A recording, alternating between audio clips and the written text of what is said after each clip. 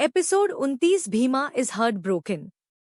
उस आवाज की तरफ मुड़ते हुए गाजवैद जी चौंकते हुए बोले, कौन है आप सुंदरी? आपको गाजमहल में प्रवेश की अनुमति किसने दी? तभी वो स्त्री बोली, मृगनयनी को रोक सके ऐसा इस दुनिया में पैदा नहीं हुआ। वैसे अभी हमारे परिचय से ज्यादा महत्वपूर्ण आपके सरदार के प्राण है। और उसके पश्चात मृगनयनी भीमा के समीप गई और उसके मुख को अपने हाथों से छूते हुए बोली, इतनी आसानी से हम तुम्हें नहीं मरने देंगे। तुमने भले ही हमारे साथ अतीत में जो किया, परंतु तुम्हारे इस आकर्षक व्यक्तित्व और पुरुषार्थ पर मृगनयनी फिदा है। उसके पश्चात मृगनयनी अपने हाथ की अंगूठी पर लगे नगीने को हटाया। मृणालिनी ने जैसे ही ऐसा किया, पूरा कमरा सुगंध से भर गया। गाजवैद जी बोले, यह सुगंध तो गृभधतूरे के पुष्प की है। यह स्त्री कोई साधारण स्त्री नहीं प्रतीत होती। मृगनयनी ने भीमा के जख्म पर मृगधातुरे के पुष्प से बना द्रव जैसे ही भीमा के घाव पर लगाया, उसका घाव भरने लगा। तभी सेनापति मृगभानु भी वहां आ गए। मृगनयनी को भीमा के समीप देख वो गुस्से से बोले, तुम दूर हटो हमारे सरदार से, वरना हम भूल जाएंगे कि तुम एक स्त्री हो। इस पर गाजवैद जी सेनापति मृगभानु को शांत करते हुए बोले, सेनापति जी, आपको कोई भ्रांति हुई है। इस स्त्री ने हमारे सरदार को जीवन दान दिया है। देखिए, सरदार होश में आ रहे हैं। सरदार भीमा को होश में आता देख सेनापति जी वुशी से उनके समीप गए और बोले, सरदार, आपको होश आ गया। गाजवैद जी ने सरदार भीमा के हाथ की नाड़ी जांच की और बोले, सरदार की हृदय गति स्थिर होने लगी है। वो अब पूर्णतः खतरे से बाहर है। सरदार भीमा की आंखें होश में आते ही पागलों की तरह किसी को तलाश रही थी। वो व्याकुल होते हुए बोले, रुद्रप्रिया, सेनापति जी, हमारी रुद्रप्रिया कहाँ है? सेनापति जी बोले, क्षमा सरदार, हमारे सैनिक गजमाता को ढूंढने में लगे हैं, परंतु अभी तक उनका कोई भी सुराग नहीं मिला है और ना ही मिलेगा। मृगनयनी की आवाज ने सबको चौंकाया और फिर वो आगे बोली, भाग गई तुम्हारी गजमाता उर्फ राधिका। इस पर सेनापति जी बोले, दुष्ट स्त्री, तुम्हारी इतनी हिम्मत, तुमने हमारी गजमाता के लिए ऐसे उपशब्द कहने का दुस्साहस कैसे किया? इस पर मृगनयनी एक शैतानी मुस्कान के साथ बोली, हम तो सत्य कह रहे हैं। भाग गई तुम्हारी गजमाता शेरा के साथ। सेनापति जी क्रोधित होकर अपनी तलवार निकलते हुए बोले, सावधान, एक शब्द और तुमने अपनी जिह्वा से निकला तो हम तुम्हारी जिह्वा काट देंगे। तब मृगनयनी घबराने की एक्टिंग करते हुए बोली, ठीक है, हमारी बात पर यकीन नहीं तो पूछिए अपने सरदार से, इन पर प्राणघाती वार कर इन्हें मौत के मुख में धकेलने वाली स्त्री कौन थी? सत्य स्वयं आपके समक्ष आ जाएगा। सेनापति जी ने सरदार भीमा से पूछा, सरदार, बता दीजिए इस स्त्री को कि यह जो भी बकवास अपने मुख से कर रही है वो सब सत्य नहीं है। इस पर सरदार भीमा बोला, सत्य है। सेनापति जी ने चौंकते हुए पूछा, अर्थात आप पर प्राणघाती वार गजमाता रुद्रप्रिया ने किया? नहीं नहीं, हमारा हृदय इस सत्य को स्वीकार करने को तैयार नहीं। हमारी गजमाता आपके पर प्राणघाती वार कैसे कर सकती है? इस पर सरदार भीमा बोला, यह बात सत्य है कि रुद्रप्रिया ने हम पर प्राणघाती वार किया, परंतु वो शेरा के सम्मोहन में थी। इस पर मृगनयनी मुस्कुराते हुए बोली, कितने भोले हैं आप सरदार। ठीक है, मान लेते हैं वो हमला उनसे करवाया गया, परंतु इस पत्र का क्या जो वो आपके लिए छोड़ गई थी? उस पत्र को देख सरदार भीमा ने चौंकते हुए पूछा, यह पत्र तुम्हें कहाँ से मिला?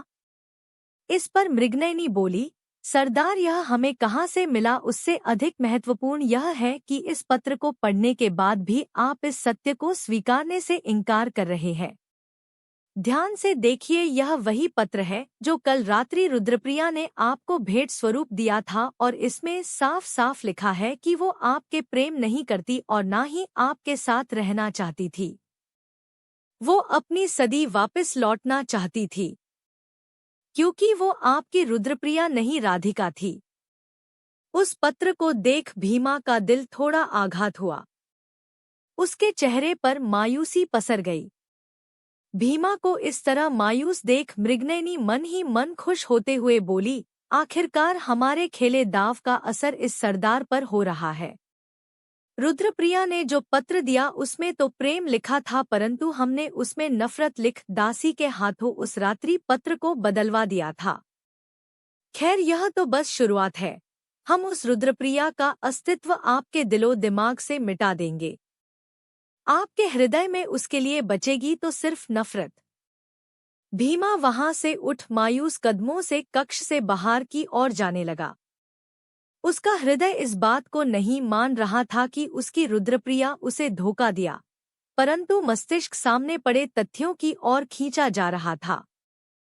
सेनापति जी ने सरदार भीमा को रोकते हुए आवाज दी, सरदार, आप अभी पूर्ण तरीके से स्वस्थ नहीं हैं। आपको आराम की आवश्यकता है। सरदार भीमा ने अपने हाथ का इशारा कर सेनापति जी को रोकते हुए कहा, एकांत, हम कुछ पल एकांत में व्यतीत करना चाहते हैं। और फिर वो वहां से चलते चलते बाहर बगीचे में आ गया, जहां आज भी उसकी और रुद्रप्रिया के प्रेम की यादें गूंज रही थी। भीमा दुखी मन से बोला, हमने नियति के विरुद्ध जाकर तुम्हें चाहा। शायद यही हमारी सबसे बड़ी भूल थी। अगर यही नियति थी तो हमने पुनः अपने प्रेम से मिलाया ही क्यों? हमने कभी स्वप्न में भी नहीं सोचा था कि हमारा प्रेम इतना कमजोर है कि सादिया हमारे बीच ऐसी दूरियां खड़ी कर देंगी, जब हमारी रुद्रप्रिया हमारे विश्वास को धोखा देकर हमारे खिलाफ ही षड्यंत्र करेगी। तुम्हारा वो हमारी फिक्र करना सब एक छल था। हमारे हृदय में कल भी तुम थी और आज भी, परंतु जो सत्य हम वर्षों ने नहीं स्वीकार पाए उसे आज स्वीकार करते हैं। मर चुका है हमारा प्रेम। तुम्हारा अस्तित्व हमारे हृदय में है, परंतु तुम अब हमारी नियति में नहीं। वही लाल किताब में कैद राधिका का हृदय तड़प रहा था। यह देख मृगनयनी शैतानी मुस्कान के साथ बोली, तुम्हारी धड़कनों की यह तड़प अब कभी तुम्हारे भीमा तक नहीं पहुंचेगी। क्या सुन पाएगा भीमा राधिका के दिल की आवाज, या हो जाएगा गलफहमियों का शिकार? जानने के लिए पढ़े आगे। Episode 30, Mrignayani forces Radhika to marry the devil Shera. सरदार भीमा के हृदय दुख में डूबा हुआ था। तभी मृगनयनी भी बगीचे में आ गई। सरदार भीमा को अकेला और दुखी देख अवसर का फायदा उठाते हुए भीमा के समीप पहुंची और अपनी अदाओं का जादू भीमा पर बिखेरते हुए बोली, हम जानते हैं आपके हृदय को इस वक्त बहुत अधिक पीड़ा हो रही है। सच कहे तो हमसे आपकी यह पीड़ा देखी नहीं जा रही। कब तक इस दुख में जिएंगे? हमारी तरफ देखिए, क्या हुआ, रुद्रप्रिया गई तो हम तो है। और फिर वो पीछे से सरदार भीमा को अपने आलिंगन में लेते हुए बोली, भले ही वर्षों पहले अपने हमारे प्रेम का तिरस्कार किया था, परंतु आज भी यह मृगनयनी आपकी दीवानी है। परंतु सामने मृगनयनी की अदाओं और उसके रूप सौंदर्य का जादू सरदार भीमा के मर्यादित पुरुषार्थ के सामने बेअसर रहा। उल्टा वो मृगनयनी पर क्रोधित हो गए और उसका हाथ खींच गुस्से से उसे खुद से दूर करते हुए बोले, यह क्या कर रही है आप? भीमा के ऐसे कठोर बर्ताव पर मृगनयनी गुस्से का घुट पिटे हुए बोली, आखिर क्या कमी है हममें? आपकी उस रुद्रप्रिया से अधिक सौंदर्य और कशिश है हममें। इस पर सरदार भीमा ने गुस्से से कहा, निर्लज्ज स्त्री, हमारी रुद्रप्रिया से खुद की तुलना करना बंद करो। तुम उसकी पैरों की धूल भी नहीं हो। आइंदा हमारे समीप आने का दुस्साहस भी मत करना। और फिर सरदार भीमा वहां से चला गया। मृगनयनी इस प्रकार अपना अपमान बर्दाश्त नहीं कर पा रही थी।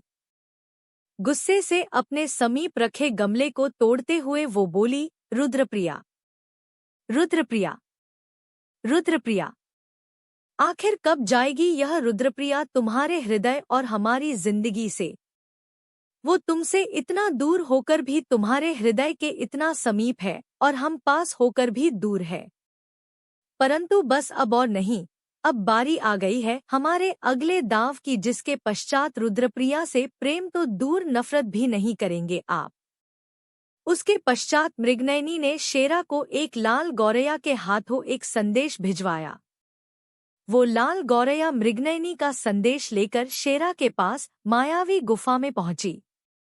लाल गौरैया का संदेश सुन शेरा बोला, आखिर चल क्या रहा है इस मृगनयनी के मस्तिष्क में।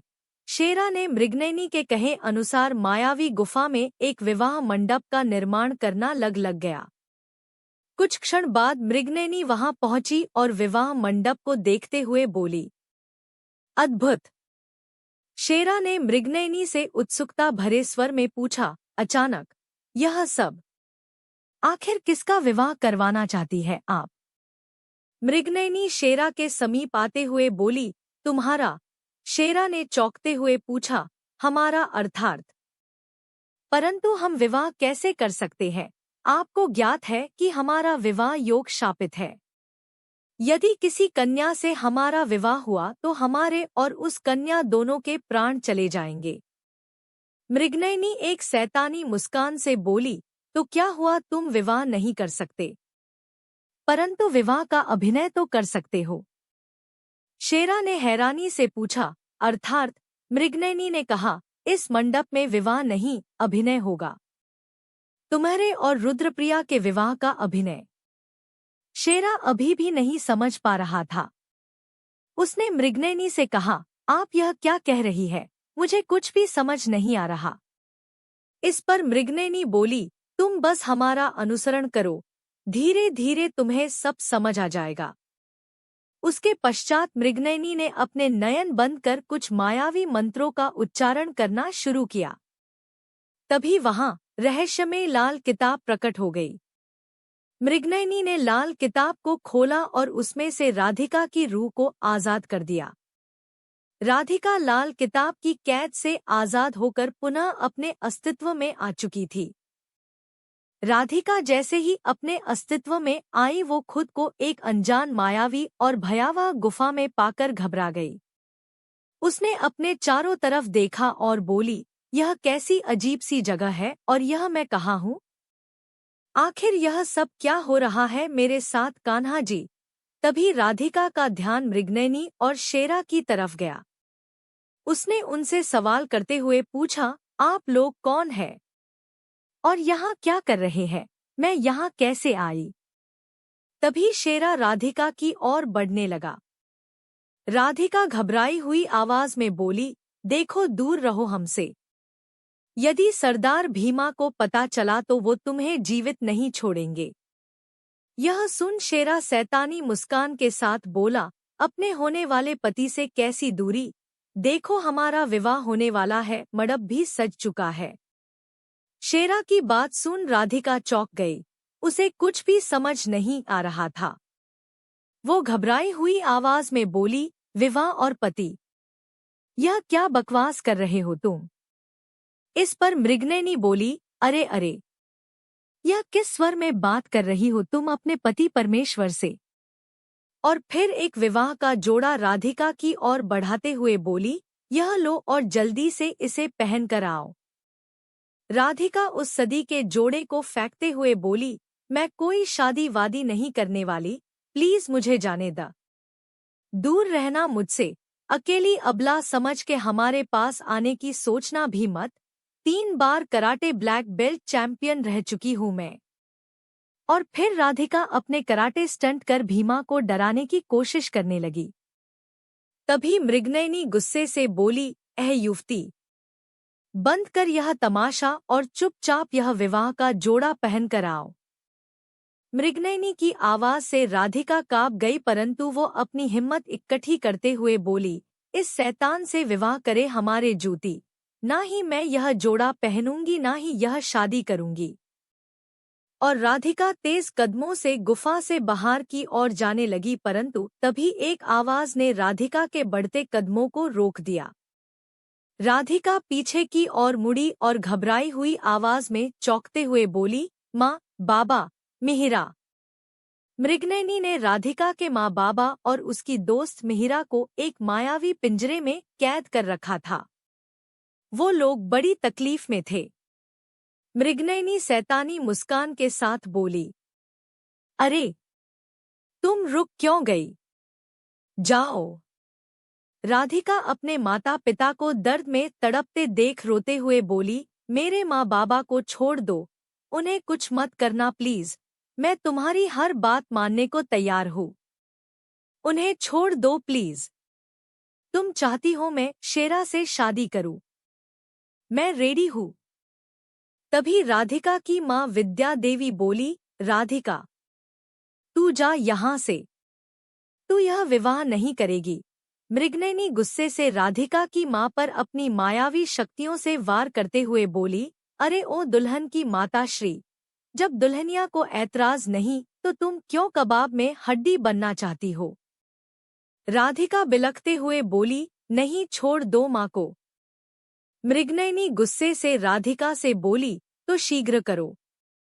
जितना विलंब करोगी उतना ही इन्हें दर्द में देखोगी।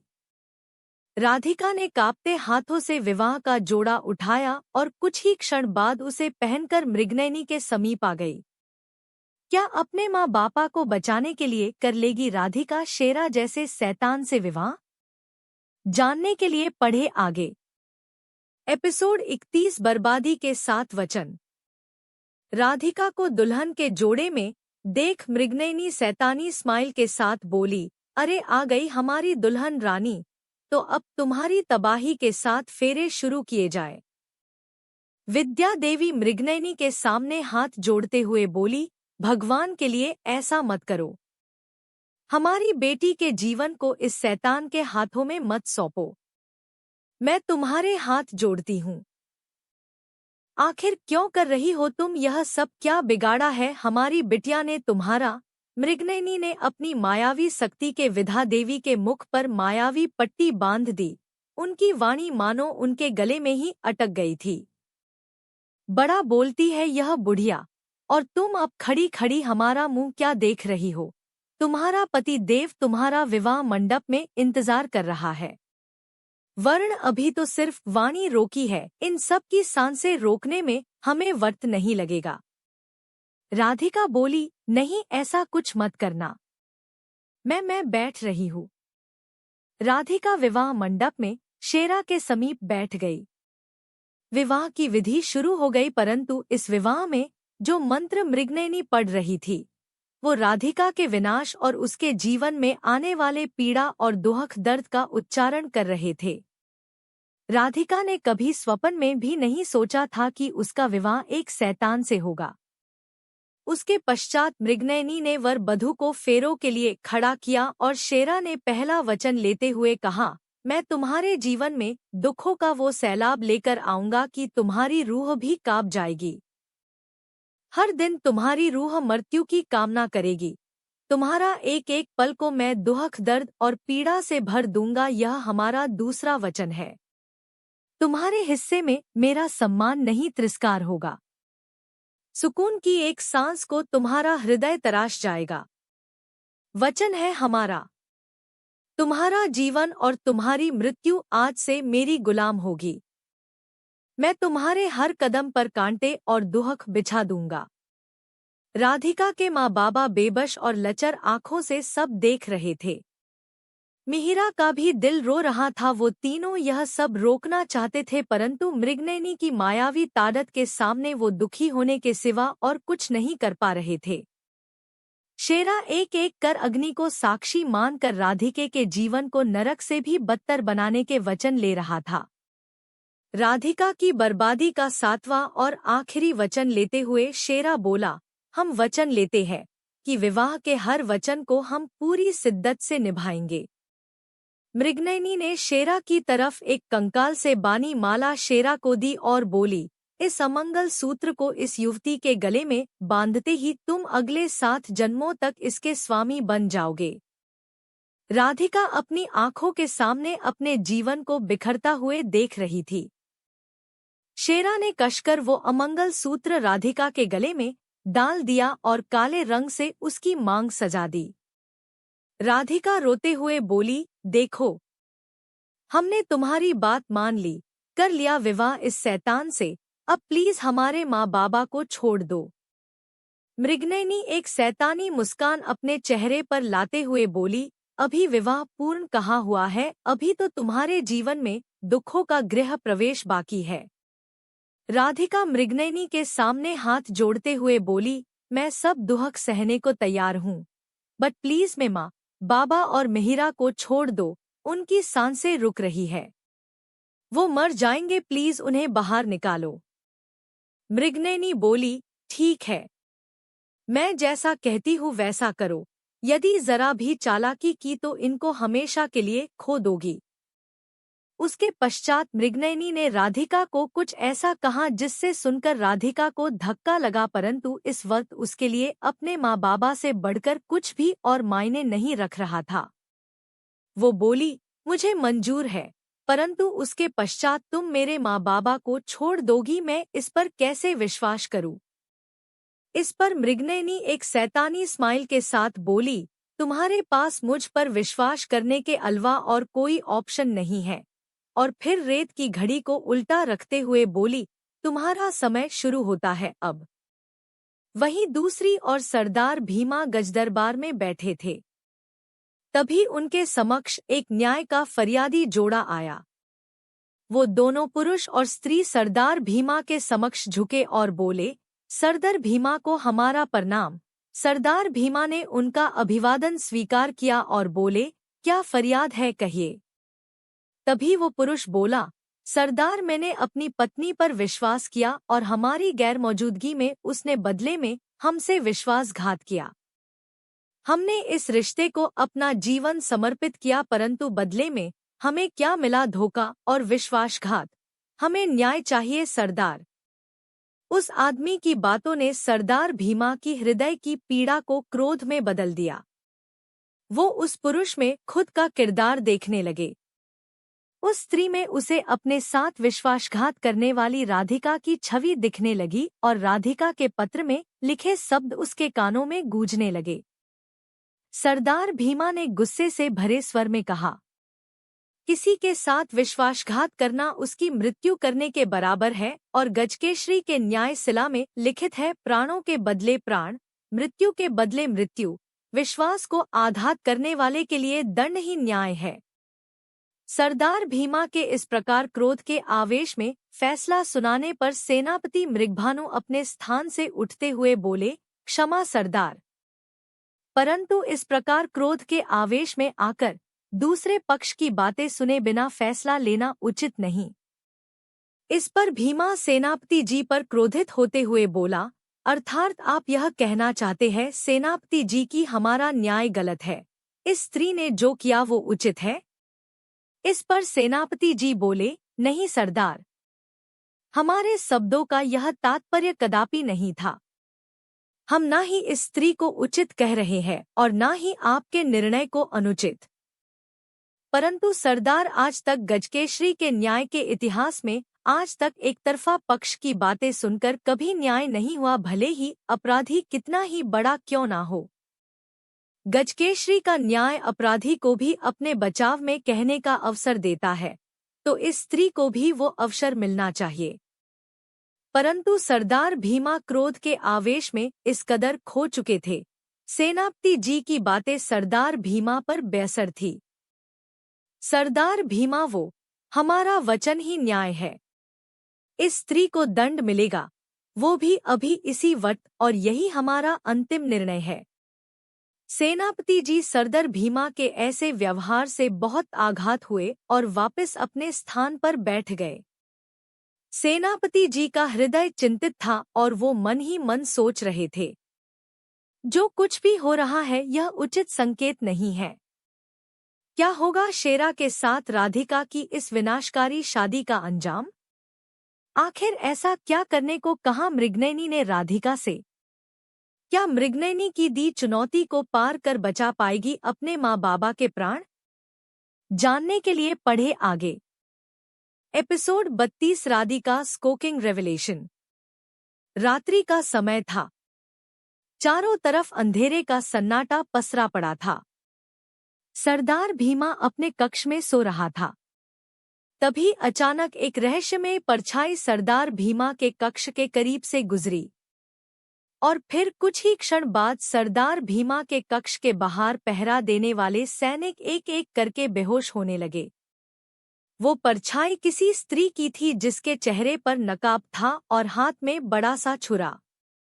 वो स्त्री धीमे कदमों से सरदार भीमा की तरफ बढ़ रही थी। वो स्त्री भीमा पर छुरी से प्रहार करने उसके पास पहुंची, परंतु भीमा पर वार करते हुए उसके हाथ कांप रहे थे। वो बहुत ही घबराई हुई थी। सरदार भीमा को देखते हुए वो खुद से बोली, यह तू क्या कर रही है राधिका? उसी इंसान की जान लेना चाहती है जो तेरे लिए अपनी जान की परवाह किए बिना शेरा से भीड़ गया। तू ऐसे सेल्फिश नहीं हो सकती। कान्हा जी, यह कैसी दुविधा में डाल दिया है अपने मुझे। राधिका का दिल और इरादे कमजोर पड़ रहे थे। वो चाहकर भी भीमा पर वार नहीं कर पा रही थी, परंतु तभी उसे मृगनयनी का ख्याल आया और वो छुरी पर अपनी पकड़ मजबूत करते हुए बोली, नहीं, अगर मैंने सरदार के प्राण नहीं लिए तो वो मृगनयनी माँ बाबा और मिहिरा को मार डालेगी। कान्हा जी, यह कैसी दुविधा में डाल दिया है अपने मुझे। एक तरफ हमारे माँ बाबा है और दूसरी तरफ वो इंसान जो पराया होकर भी दिल को अपना सा लगता है। राधिका इसी उलझन में थी कि तभी उसे किसी के कदमों की आहट सुनाई दी। वो आहट लगातार बढ़ रही थी। प्रतीत हो रहा था मनो कोई सरदार की कक्ष की ओर आ रहा हो। राधिका हड़बड़ाहट में छुपाने का स्थान खोजने लगी और इसी बीच उसका हाथ स्वर्ण जल पात्र से जा टकराया। पात्र के गिरने की वजह से सरदार भीमा की नींद खुल गई। राधिका पर्दे के पीछे जाकर चुप गई थी। तभी कक्ष में सेनापति मृगभानु आए। वो चिंतित होकर इधर उधर कुछ खोज रहे थे। सरदार भीमा ने पूछा, सेनापति जी, आप इस समय यहाँ? सेनापति मृगभानु इधर उधर कक्ष की तलाशी लेते हुए बोले, सरदार, आपके प्राणों पर संकट है। हमने कुछ क्षण पहले एक स्त्री की परछाई गाजमहल में देखी। हमने उसका पीछा किया परंतु वो अचानक से गायब हो गई। हम गाजमहल की सुरक्षा का मुआयना कर आपके कक्ष के बाहर से गुजर ही रहे थे कि हमने देखा आपके कक्ष के बाहर पहरा देने वाले सैनिक मूर्छित अवस्था में पड़े हैं और अभी हमने आपके कक्ष से किसी चीज के गिरने की ध्वनि सुनी। सरदार भीमा हैरानी भरे स्वर में बोला, हम पर किसी स्त्री का हमला? तभी अचानक सरदार भीमा की नजर अपने कक्ष में लगे पर्दे पर पड़ी। उन्होंने तीव्र कदमों से चलते हुए अपनी तलवार से पर्दे को चिर दिया। हमें ऐसा क्यों आभास हुआ कि यहाँ कोई था? किसी ने राधिका का हाथ पकड़ उसे पर्दे के पीछे से अपनी ओर खींच लिया था। राधिका धीमी आवाज में फुसफुसाते हुए बोली, तुम? शेरा ने राधिका का हाथ कसकर पकड़ लिया और उसे अपने समीप खींचकर उस पर क्रोधित होते हुए बोला, ए लड़की, तुम्हें मृगनयनी ने इस सरदार को प्रेमपूर्वक निहारने को नहीं बोला था। लगता है तुम्हें अपने माँ बाबा के प्राण प्रिय नहीं है। इससे पहले कि सरदार भीमा के सैनिक हमें पकड़ ले चलो यहाँ से। तभी सरदार भीमा सैनिकों के साथ आ पहुंचा और शेरा और राधिका को एक साथ इतना करीब देख वो क्रोध से आग बबूला हो गया। भीमा को देख शेरा ने राधिका का हाथ छोड़ दिया। भीमा ने गुस्से से शेरा की गर्दन पर तलवार रखते हुए बोला, दुष्ट, गजमाता रुद्रप्रिया के इतना समीप आने का तुम्हारा इतना दुस्साहस?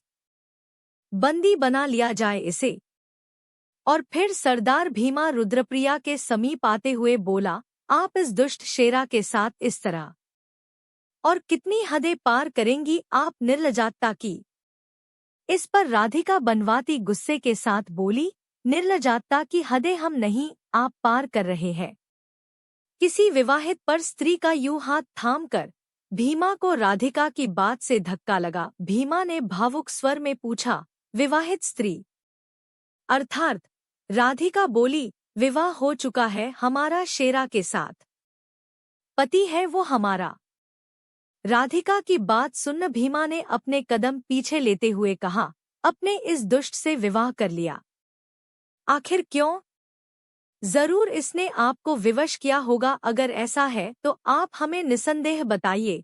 हमारा प्रेम इतना कमजोर नहीं हो सकता। इस पर राधिका थोड़ा हंसी और फिर बोली, सरदार जी अपने आँखों की पट्टी खोलिए और सत्य देखिए। मैं कितनी बार एक ही बात तुमसे कहूँ। नहीं हूँ मैं आपकी रुद्रप्रिया, मैं राधिका हूँ। राधिका की बातें भीमा के हृदय को चिर रही थी। भीमा के हृदय की पीड़ा उसकी आंखों में साफ झलक रही थी। राधिका मन ही मन दुखी होते हुए खुद से बोली, sorry Sardar ji, I wish कि मैं आपको सच बता पाती। इसी बीच मृगनयनी और सेनापति मृगभानु भी उस स्थान पर आ चुके थे। मृगनयनी सरदार भीमा के हृदय की आग को और भड़काते हुए बोली, और कितने विश्वासघाती चेहरे छुपाए हुए है यह स्त्री ना जाने। तभी एक सैनिक वहां आया और बोला, सरदार, आपके कक्ष में घुसकर आप पर जिस स्त्री ने प्राणघाती हमला किया, वो जरूर वहां से भागते समय चोटिल हुई है। हमें आपके कक्ष के बाहर खून के धब्बे मिले हैं। तभी राधिका अपने दाहिने हाथ पर लगी चोट को छुपाने लगी, परंतु मृगनयनी ने राधिका का हाथ पकड़ लिया और उसकी कमर पर टंगा चुरा बाहर निकाल सबको दिखते हुए बोली, वो स्त्री कोई नहीं, ये है तुम्हारी यह गजमाता रुद्रप्रिया उर्फ राधिका। ये देखिए सरदार, इनके हाथ पर यह चोट और इस हथियार का होना इस बात को सिद्ध करता है कि आप पर हमला किसी और ने नहीं, आपके अपने प्रेम ने किया है। राधिका गुस्से से मृगनयनी से अपना हाथ छुड़ाते हुए बोली, हाँ किया है मैंने वार। एक नहीं दो बार वार किया है हमने इस सरदार पर। एक नहीं दो बार वार किया है हमने, परंतु हमारी बदकिस्मती की यह दोनों बार बच गया। राधिका के खुलासे से हर कोई हतप्रभ था। भीमा की आंखें राधिका को भावुक नजरों से देख रही थी।